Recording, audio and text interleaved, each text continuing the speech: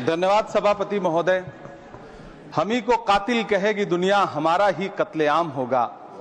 हम ही कुएं खोदते फिरेंगे, हम ही पे पानी हराम होगा।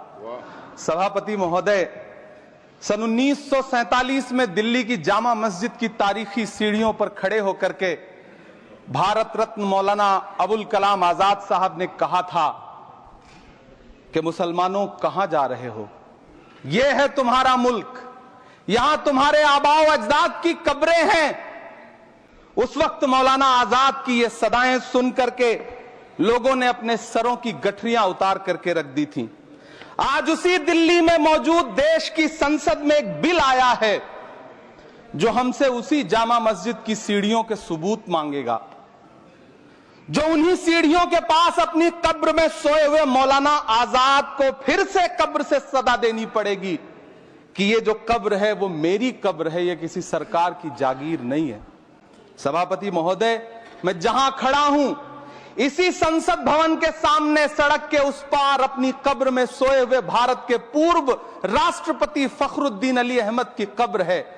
शायद अब उस कब्र से भी सदाएं आए कि ये कब्र मेरी कब्र है, ये सरकार की जागीर नहीं है।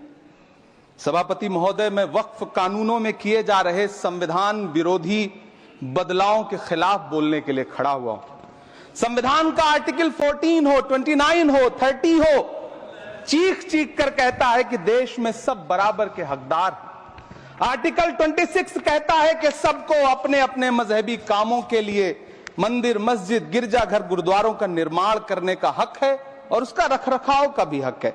लेकिन डॉक्टर बाबा साहब अंबेडकर के संविधान को हर दिन कुचलने वाली ये सरकार देश के मुसलमानों से नफरत में इतनी अंधी हो गई है कि खुलेआम देश की संसद में देश सरकार के माइनॉरिटी मिनिस्टर साहब और होम मिनिस्टर साहब झूठ बोलते हैं और देश को गुमराह करते हैं, झूठ शब्द असत्य बोलते हैं। सरकार ने इस बिल का नाम उम्मीद रखा है।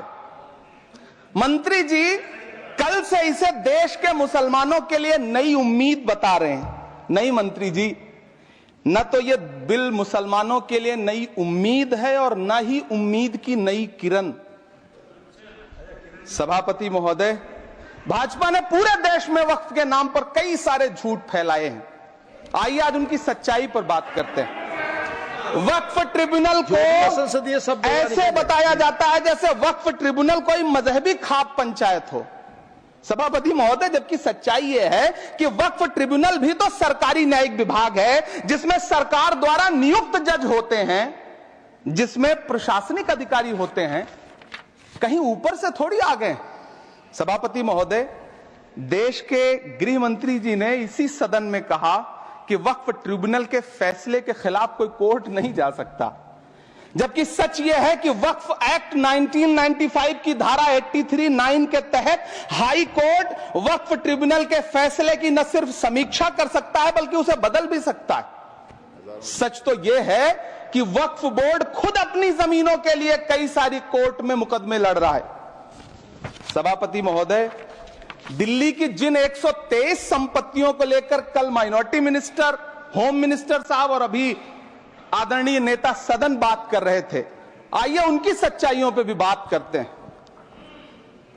1911 में जब अंग्रेजी हुकूमत ने कोलकाता के बजाय दिल्ली को राजधानी बनाने का फैसला किया तो रायसीना हिल्स के चारों तरफ जो मुसलमानों की ढेर सारी जमीनें थी उनको एक्वायर किया गया और लुटियन को इसकी तामीर की जिम्मेदारी सौंपी गई। सेंट्रल विस्टा की तरह लुटियन जोन का मेगा प्लान तैयार हुआ, लेकिन उस वक्त के मुसलमानों ने उस वक्त की अंग्रेजी हुकूमत से अपनी इबादत गाहों को बचाने के लिए लड़ाई लड़ी। मामला ब्रिटिश गवर्नमेंट तक पहुंचा। तब यह तय हुआ कि वो जो धार्मिक स्थल हैं उन्हें जस का तस रहने दिया जाएगा। इंडिया गेट के बगल वाली मस्जिद हो, जाप्तागंज, सुनहरी बाग मस्जिद हो, पार्लियामेंट रोड वाली मस्जिद हो, ऐसी 123 संपत्तियों के मैनेजमेंट के लिए 1913 में मुसलमान वक्फ वैलिडेशन एक्ट बना और उसके बाद एक नया शहर बसाया गया जिसे लुटियंस जोन का नाम दिया गया। फिर 1943-45 के बीच एक और समझौता हुआ आजादी से पहले उसके तहत काफी सारी वक्फ जायदादों को सुन्नी मजलिस औकाफ बनाकर उसके अंडर किया गया ताकि उसकी देखरेख की जा सके। गृह मंत्री जी 2 दिन से सदन में जो बात कह रहे हैं वो दरअसल 123 संपत्तियां उसी सुन्नी मजलिस औकाफ के तहत आती है। सभापति महोदय, आजाद भारत आजाद हुआ। आजादी के बाद भारत में 1954 में वक्फ एक्ट लागू हुआ, जिसकी धारा 9 के तहत 1964 में केंद्रीय वक्फ काउंसिल का गठन हुआ। दिल्ली की वही 123 प्रॉपर्टीज को 1970 में सर्वे गजट करके गजट नोटिफाई किया गया। इसके निपटारे के लिए पूर्व प्रधानमंत्री इंदिरा जी के द्वारा 1974 में एक बर्नी कमेटी बनाई गई। बर्नी कमेटी ने 1976 में इन 123 संपत्तियों को दिल्ली वक्फ बोर्ड की संपत्ति होने की रिपोर्ट सौंपी।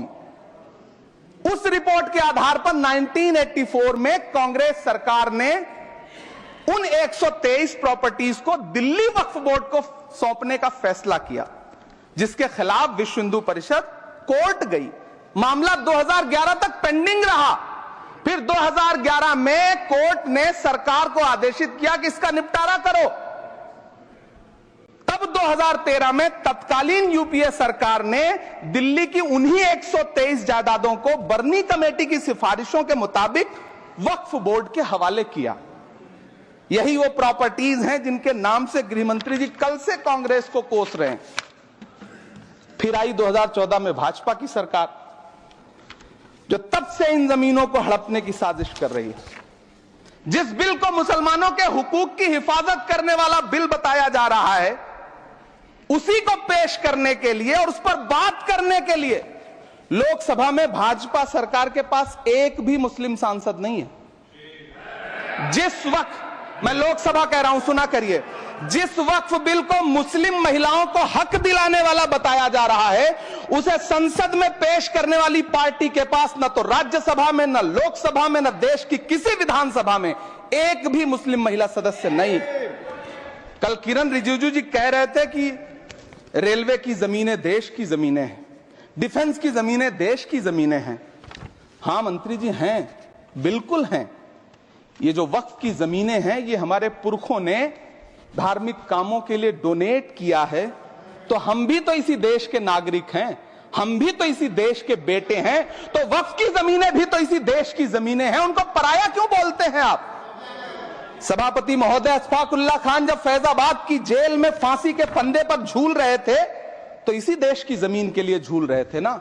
सभापति महोदय, अंडमान की जेल में काला पानी की सजा काटकर अपनी जान देने वाले मौलाना फजले हक खैराबादी हो या शेर खान अफरीदी हो, वो भी तो इसी जमीन के लिए अपनी जान दे रहे थे ना। सभापति महोदय, पाकिस्तान के खिलाफ लड़ते हुए अपनी जान देने वाले महावीर चक्र विजेता ब्रिगेडियर उस्मान हो या पाकिस्तान के पैटर्न टैंक उड़ाने वाला परमवीर चक्र विजेता वीर अब्दुल हमीद हो, वो भी तो इसी जमीन के लिए अपनी जान दे रहा था ना। और मंत्री जी, मैं इस सदन में अलल ऐलान ये कहता हूं कि जब भी इस देश की जमीन को लहू की जरूरत होगी, आपसे 2 कदम आगे इमरान खड़ा मिलेगा, ये मैं आपसे यकीन दिलाते हुए कह रहा हूं। सभापति महोदय, मैं सरकार से कहना चाहता हूं, हमसे हमारी इबादत गाहें तो मत छीनिए ना, हमारे घरों पे बुलडोजर तो मत चलाइए ना, हमारी कब्रों में तो हमें सुकून से सोने दीजिए ना। सभापति महोदय, माइनॉरिटी मिनिस्ट्री का बजट कट करके मुस्लिम बच्चों की स्कॉलरशिप बंद करके अब सरकार कह रही है कि हम वक्फ की आमदनी से गरीब मुसलमानों का भला करेंगे।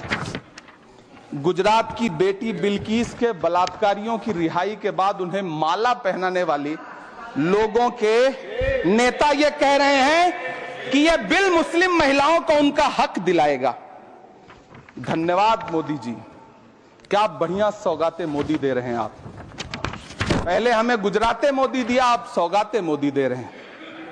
लेकिन यह सरकार इतना याद रखे कि इसी ठसक के साथ देश की संसद में सीए का कानून भी लाया गया था और कहा गया था बड़े बड़े भाषण देकर के कि पड़ोसी देशों से हिंदू भाइयों को ला करके यहां नागरिकता दी जाएगी। लेकिन मैं आपके संज्ञान में लाता हूं सर कि पिछले इतने दिनों में इनसे नागरिकता लेने के लिए 2000 व्यक्ति भी नहीं आए, जबकि इसके उलट इन्हीं की सरकार में पिछले 10 साल में 15 लाख से ज्यादा भारतीयों ने भारत की नागरिकता छोड़ करके दूसरे देश में जाकर के बस गए।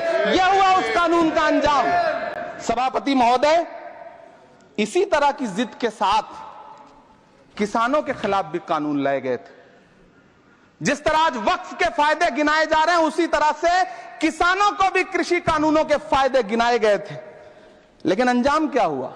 700 किसानों की शहादत लेने के बाद सरकार को अन्नदाता किसानों के सामने घुटने टेकने पड़े और कृषि कानून वापस लेने पड़े। जिल्ले इलाही, जमहूरियत जो है वो नफरत और ठसक से नहीं चलती है, अकड़ से नहीं चलती है। उसमें सबकी हिस्सेदारी जरूरी है। कल देश के माइनॉरिटी मिनिस्टर ने लोकसभा में खड़े होकर एक शेर सुनाया था कि मुझसे कोई बदगुमान न हो, तो मैं उन्हें एक शेर सुनाना चाहता हूं कि मैं आज जद पे हूं तो इतना खुशगुमान न हो, मैं आज जद पे हूं तो इतना खुशगुमान न हो, चराग सबके बुझेंगे हवा किसी की नहीं। नीतीश कुमार जी हो, चंद्रबाबू नायडू जी हो, चिराग पासवान जी हो, जयंत चौधरी जी हो, देवे गौड़ा जी हो, जीतन राम मांझी जी हो, सबको समझना पड़ेगा कि जब जंगल में आग लगती है तो न वो बरगद बचते हैं जो हवा को आंधी में तब्दील करते हैं, न वो बांस बचते हैं जो आपसी रगड़ से चिंगारी पैदा करते हैं। सभापति महोदय, जब देश को मनमोहन सिंह साहब जैसा काबिल प्रधानमंत्री मिलता है तो देश को आरटीआई जैसा एक्ट मिलता है, सेज जैसा एक्ट मिलता है, मनरेगा जैसा एक्ट मिलता है, लिबरलाइजेशन मिलता है, राइट टू एजुकेशन मिलता है, नेशनल फूड सिक्योरिटी एक्ट मिलता है।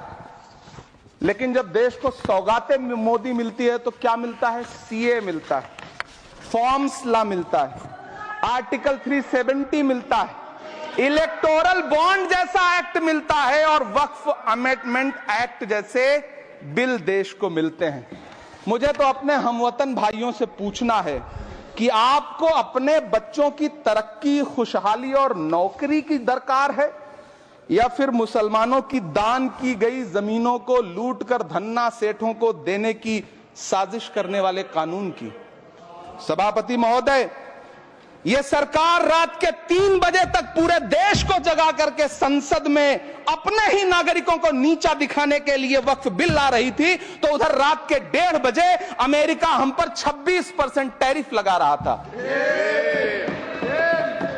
सरकार की प्राथमिकताएं देश को पता। सभापति महोदय, मैं बहुत भावुक हूं आज, और मुझे अच्छा लगा कि आदरणीय नेता सदन जगत प्रकाश नड्डा जी ने बहुत अच्छी बातें भी की, मन से बातें की। क्योंकि उनके नाम में प्रकाश जुड़ा है तो मैं उनमें हमेशा एक रोशनी की किरण देखता हूं। मैं उनके सामने बहुत अदब से यह बात कहना चाहता हूं कि चरागों के सफर में दबदबा हो आंधियों का तो फिर अंजाम जुल्मत के सिवा कुछ भी नहीं होगा। यह दुनिया नफरतों के आखिरी स्टेज पर है, इलाज इसका मोहब्बत के सिवा कुछ भी नहीं होगा। मैं भावुक हूं, मेरी पलकें गीली हैं। अगर देश की एक बहुत बड़ी आबादी को लगता है कि आप उसका भला करने के लिए नहीं बल्कि उनकी इबादतगाहों, उनकी कब्रिस्तानों, उनकी खानकाहों को बर्बाद करने का बिल ला रहे हैं, तो फिर आप अगर समझाने में नाकामयाब रहे हैं तो यह आपकी नाकामयाबी है। पहले समझाइए, उसके बाद कोई बिल लेकर के आइए, तब शायद हम आपका इतनी पुरजोर तरीके से विरोध ना करें। लेकिन सभापति महोदय, मैं अंत में सिर्फ इतना कहना चाहता हूं कि इस बिल में जो भी पॉइंट्स दिए गए हैं, बॉम्सी पोर्टल देख लीजिए, सरकार का झूठ आपको पकड़ में आ जाएगा। हम डरे नहीं हैं, हम सिर्फ सरकार से अपील कर रहे हैं कि हमें अपना समझिए। हम आपके अपने हैं, इस देश के नागरिक हैं और आप ताकत में हैं। संख्या बल के आधार पर बिल हो सकता है आप पास करा ले, लेकिन आपको यह बात समझनी पड़ेगी कि हम तो वो तारीख हैं, जहनों में रहना है जिसे कागजी पुर्जे नहीं जो फाड़ डाले जाएंगे। जिस जमीन पर मैं खड़ा हूं यह मेरी पहचान है। आप आंधी हैं तो क्या मुझको उड़ा ले जाएंगे? आपको यह बात समझनी पड़ेगी। आपको अगर इतना विपक्ष की तरफ से पहले जेपीसी में इतने सारे पॉइंट्स आए और उसके बाद कल से लोकसभा में और राज्यसभा में सुझाव आप सुनने को तैयार नहीं है, लोगों की शंका को दूर करने के बारे में आप बिल्कुल सोच नहीं रहे, बस आप कह रहे हैं यह बिल उम्मीद की नई किरण है। नहीं साहब, इसे भले किरण जी लेके आए हैं, लेकिन ये उम्मीद की नहीं बल्कि नाउम्मीदी की किरण है। और इस देश की एक बहुत बड़ी आबादी इस बात से खदशे में है, शक में है कि आप सीधे उनकी जमीनों को लूट करके धन्ना सेठों को बेचना चाहते हैं। मेरी अब भी आपसे अपील है कि इस बिल को वापस लीजिए। यह बिल कहीं से आपके अपने नागरिकों के लिए अच्छा नहीं है। यह बिल सिर्फ इस देश के मुसलमानों को नीचा दिखाने का और अपने एक ऐसे मतदाता वर्ग को खुश करने का बिल है जिनको इस बिल के पास हो जाने से कुछ मिलेगा भी नहीं, लेकिन आप एक नैरेटिव देना चाहते हैं, एक मैसेज देना चाहते हैं। मेरी आपसे अपील है कि कृपया ये जो सबका साथ सबका विकास का नारा है, इस नारे को रत्ती भर तो चरित्रार्थ कर दीजिए। बहुत बहुत धन्यवाद।